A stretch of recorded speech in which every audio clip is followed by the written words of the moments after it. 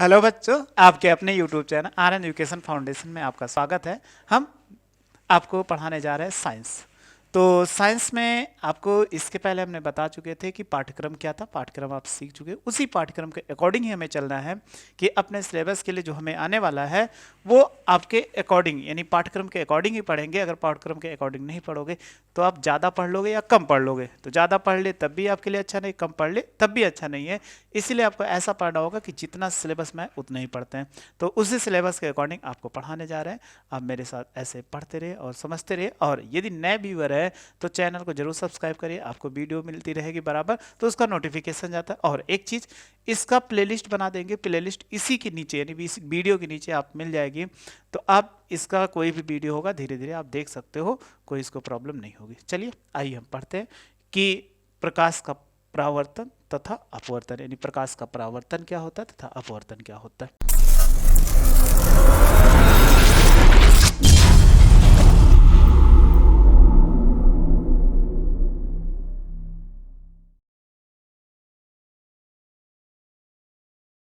Lesson कितना है? अध्याय 9 है, प्रकाश का परावर्तन तथा अपवर्तन, reflection of light and reflection English में बोलते हैं।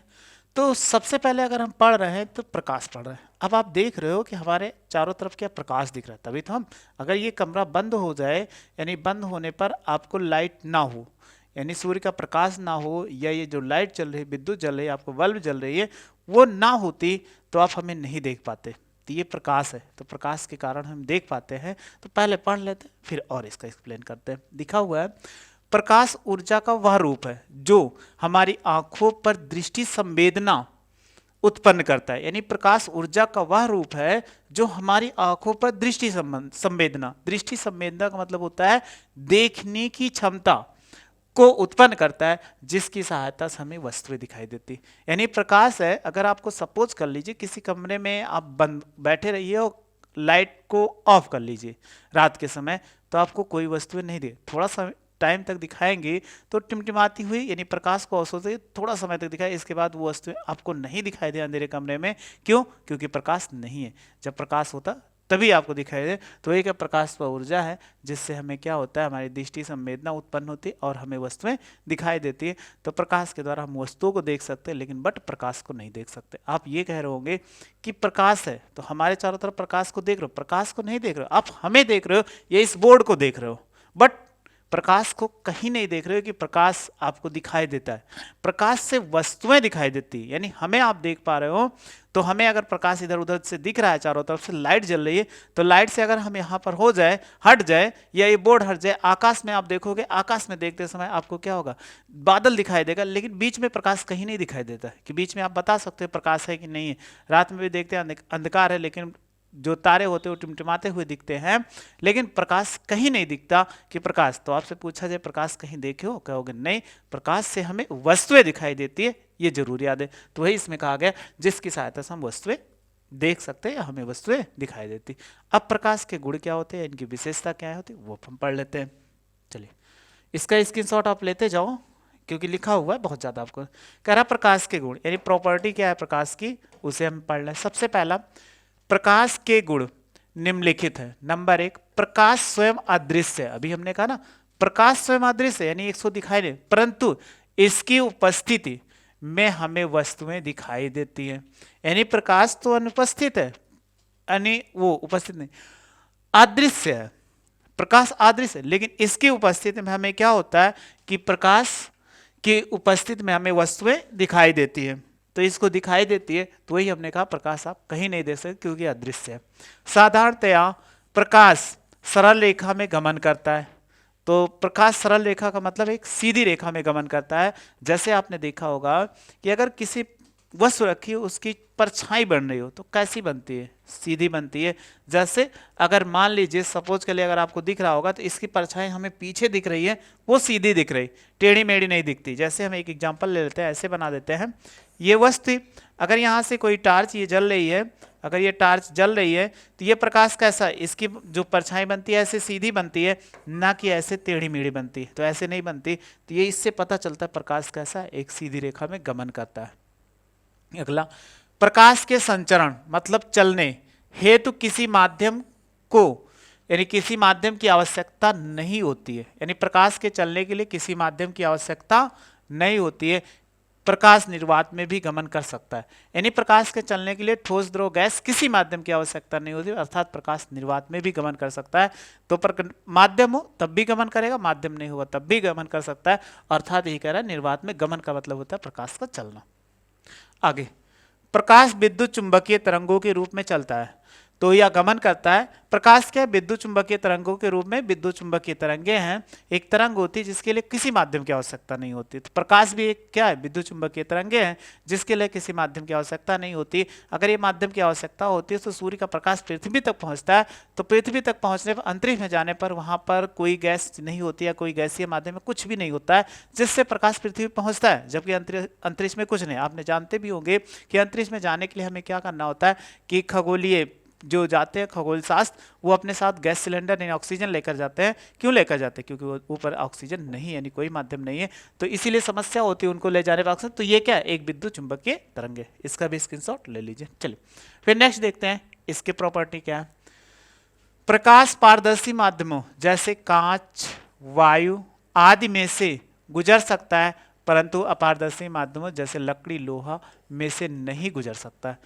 पारदर्शी माध्यम कांच, तो जैसे आप कहीं कांच लगा हुआ देखते हैं, एक तरफ से दूसरी तरफ दिखाई देता है तो गुजर सकता है, या वायु है उससे भी गुजर सकता है। लेकिन आप दीवार देखोगे तो दीवार के एक तरफ से दूसरी तरफ आप नहीं देख सकते। कोई मोटी सी दीवार या दीवार बनी हुई है, लकड़ी की दीवार बना दी जाए, उससे भी आप दूसरी तरफ नहीं देख सकते। क्यों? प्रकाश एक तरफ से दूसरे माध्यम यानी अपारदर्शी वस्तु से प्रकाश के एक तरफ से दूसरी तरफ नहीं जा पाता, लेकिन पारदर्शी माध्यम में प्रकाश एक तरफ से दूसरी तरफ चला जाता है, तो इसमें कह रहा है। आगे, विभिन्न माध्यमों में प्रकाश की चाल भिन्न भिन्न होती है, यानी माध्यम ठोस, द्रव, गैस अलग अलग माध्यम मिल जाए तो प्रकाश की चाल क्या होती है, भिन्न भिन्न होती है। और कह रहा है निर्वात में प्रकाश की चाल 3 × 10⁸ मीटर पर सेकेंड होता है। इसको हम सी से लिखते हैं तो 3 × 10⁸ मीटर पर सेकेंड ये हो जाएगा। अगर 1 मीटर बराबर, चूंकि आप जानते होंगे 1 मीटर बराबर कितना होता है, 10⁻² सेमी होता है। तो अगर हम ऐसे कर दें 3 × 10⁸ और ये हो जाएगा 10⁻² सेमी हो जाए, क्योंकि मीटर को हटा दीजिए तो लिख सकते हैं 3 × 10⁻10 सेमी पर सेकेंड। मीटर में होता है 3 × 10⁸ मीटर पर सेकेंड, और सेमी में होता है 3 × 10⁻10 सेमी पर सेकेंड होता है। तो ये कह रहा है निर्वात में ये आपके लिए सबसे ज़्यादा जरूरी, क्योंकि ये पेपर में अक्सर कई बार पूछा गया, निर्वात में प्रकाश की चाल कितना होती है, इसे सी से लिखते हैं 3 × 10⁸ मीटर पर सेकेंड होती है। फिर अगला, चमकदार पृष्ठों से प्रकाश परावर्तित हो जाता है। जैसे आप कोई चमकदार अर्थात दर्पण ले लो, शीशा आप देखते हो कभी, तो वो प्रकाश आ रहा तो चमकदार होकर आपके अगर आंखों पर पड़ा या कहीं भी पड़ा है तो आपको दिखाई देता है कि वो परावर्तित होगा। तो वही कह रहा है चमकदार तलों से प्रकाश का परावर्तन होता है या परावर्तित होती है। जब प्रकाश एक माध्यम से दूसरे माध्यम में प्रवेश करता है तो प्रकाश अपने मार्ग से या पथ से विचलित हो जाता है। अब कोई प्रकाश आया सीधा, कह रहा है एक माध्यम से दूसरे, मतलब ठोस से द्रव में जा रहा है या द्रव से गैस में जा रहा है, तब जाते समय वो अपने मार्ग से विचलित हो जाएगा। तो अभी हम आगे चल के अपवर्तन पढ़ाएंगे, तो एक ऐसे ले लेते हैं। प्रकाश ऐसे सीधा आया, ऐसे सीधा है इस माध्यम से, लेकिन इसको जाना था ऐसे, लेकिन ये क्या ऐसे अपने माध्यम से विचलित हो गया, यानी इस दिशा से आया ऐसे चला गया, ऐसे आया ऐसे मुड़ गया। तो ये कह रहा है जब प्रकाश एक माध्यम से दूसरे माध्यम में जाता है तो अपने मार्ग से विचलित हो जाता है, क्योंकि ऊपर हमने क्या मान लिया, ये वायु मान लिया, ये वायु हो गया, ये क्या है, कांच है। जब प्रकाश वायु से कांच में जाता है तो अपने मार्ग से विचलित हो जाता है। और दृश्य प्रकाश की तरंगदैर्घ्य ये कितना होता है, 4000 एंगस्ट्रॉम से 8000 एंगस्ट्रॉम तक होती है, जिसमें जैसे आपने देखा होगा इंद्रधनुष, इंद्रधनुष में क्या होते हैं, वही 7 रंग होते हैं, वही दृश्य प्रकाश है। में दृश्य प्रकाश की जो तरंगदैर्घ्य होती है 4000 एंगस्ट्रॉम से 8000 एंगस्ट्रॉम के बीच में होती है। तो ये प्रकाश के गुण हो गए। प्रकाश के आपको गुण समझ भी लिए होंगे, इसमें आपको कोई समस्या नहीं रही होगी। चलिए आगे हम पढ़ते हैं। अब प्रकाश का परावर्तन इंपॉर्टेंट है, पेपर में अक्सर बार पूछा जाता है। प्रकाश का परावर्तन सबसे आसान है। प्रकाश के किसी चिकने व पॉलिशदार सतह से टकराकर वापस उसी माध्यम में लौटने की घटना को प्रकाश का परावर्तन कहते हैं। यानी जब कोई प्रकाश की किरण किसी चिकने तल से टकराए और टकराकर फिर उसी माध्यम में वापस लौट आता है तो इसी घटना को प्रकाश का परावर्तन कहते हैं। और प्रकाश के परावर्तन की चाल नियत रहती है। चलिए देखते हैं क्या है कि जब प्रकाश कोई एक माध्यम से दूसरे माध्यम में जाती है तो उसकी चाल कैसी होती है, नियत होती है। चलिए देखो, ये प्रकाश ऐसे आया यहां से यहां तक, ठीक। फिर ये क्या होगा इसका, अब ये जिस बिंदु पे टकराया इसको आपतन बिंदु कहते हैं। अब आपतन बिंदु के बाद ये क्या परावर्तित होकर दूसरी दिशा में चला गया ऐसे। तो ये प्रकाश आया इस दिशा से, यानी ऐसे आया और ऐसे, तो इसकी चाल नहीं बदली, यानी परावर्तन में प्रकाश की चाल नहीं बदलती। तो देखो ऐसा है, किसी बिंदु से परावर्तक तल है ये, अगर इस तल से ये क्या कर दिया, यानी ये परावर्तक तल है जिससे परावर्तन होता है, उसे हम क्या बोलते हैं, परावर्तक तल बोलते हैं। तो इस परावर्तक तल से टकराया, टकराने के पश्चात वो दूसरी दिशा, यानी दूसरी दिशा में चला गया, और जहां पर ये किरणें मिल रही है इस बिंदु पर, इसको हम क्या बोलते हैं, आपतन बिंदु, लिखा हुआ है आपतन बिंदु। अब इसके बाद एक और पॉइंट आता है, रेखा अभिलंब। तो देखो ये सीधा आने वाली प्रकाश की किरण, एक किरण सीधा आ रही है, इसको हम क्या बोलते हैं, अभिलंब बोलते हैं। और भी परिभाषाएं इसमें हैं। अब इसके बाद यही कह रहा है नियत रहती है, तो प्रकाश एक के माध्यम से आई, तो ये चिकना तल था, यानी ये जो आपको दिख रहा है M से M डैश तक, ये एक चिकना तल है, चिकने तल से टकराई और दूसरे माध्यम में चली गई। वही कहा चिकने तल से टकराकर उसी माध्यम में वापस लौटने की घटना को प्रकाश का, और इससे प्रकाश की चाल नियत होती।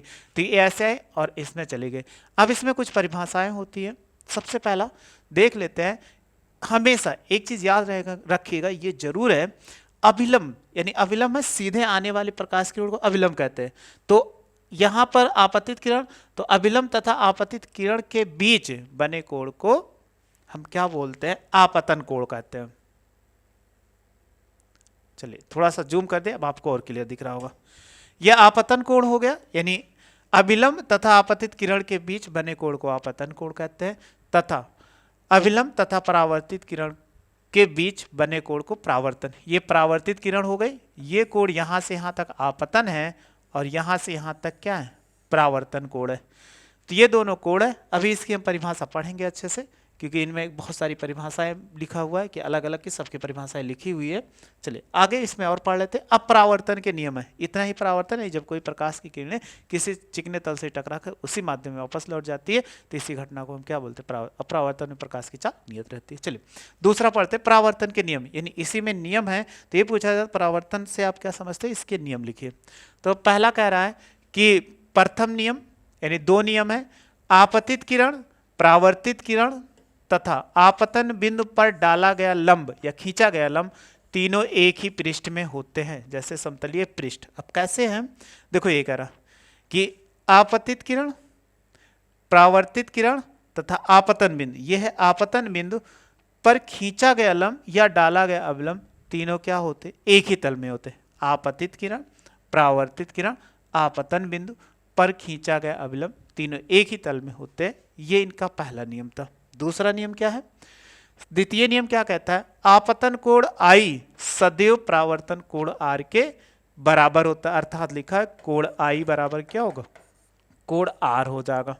ये इसमें कह रहा है कि सदैव आपतन कोण और परावर्तन कोण के आपस में बराबर होते हैं, चाहे जैसा होगा सब आपस में बराबर होंगे, सदैव आपतन कोण और परावर्तन कोण। और एक चीज और बताए थे भी, आपतन कोण और परावर्तन कोण जो मापा जाता है वो सदैव अभिलंब के साथ मापा जाता है। तो अगर पूछा जाए कि आपतन कोण अभिलंब, कोई प्रकाश किरण अभिलंब पर आपतित होती है, तो आपतन कोण कितना, 0, और परावर्तन कोण कितना, 0। ये दोनों की वैल्यू कितना हो जाएगी, 0 हो जाएगी। अब इसी में इतना और पढ़ना है, लेकिन बस इतना ही करते हैं। आप इतनी छोटी छोटी वीडियो आपको मिलती जाएगी, आप छोटे छोटे वीडियो को अच्छे से पढ़ते जाइएगा, आपको कोई प्रॉब्लम नहीं होगी। बहुत ज़्यादा बड़ी वीडियो नहीं बनाते हैं ताकि आपको कोई दिक्कत ना हो। 10 मिनट का टाइम, 20 मिनट का देंगे, आसानी से पढ़ लेंगे और आपको समझ में आता रहे। बस आप थोड़ा थोड़ा पढ़ते जाइए, बहुत आसानी से तैयार हो जाएगा। और फिजिक्स तो आपको कोई टेंशन नहीं लेने वाली, कि लेने वाले हैं, बस ऐसे पढ़ते रहिए और समझते रहिए। वीडियो अच्छी लगी हो तो लाइक करिए और शेयर करिए और मेरे चैनल को सब्सक्राइब करिए। वीडियो देखने के लिए थैंक यू सो मच।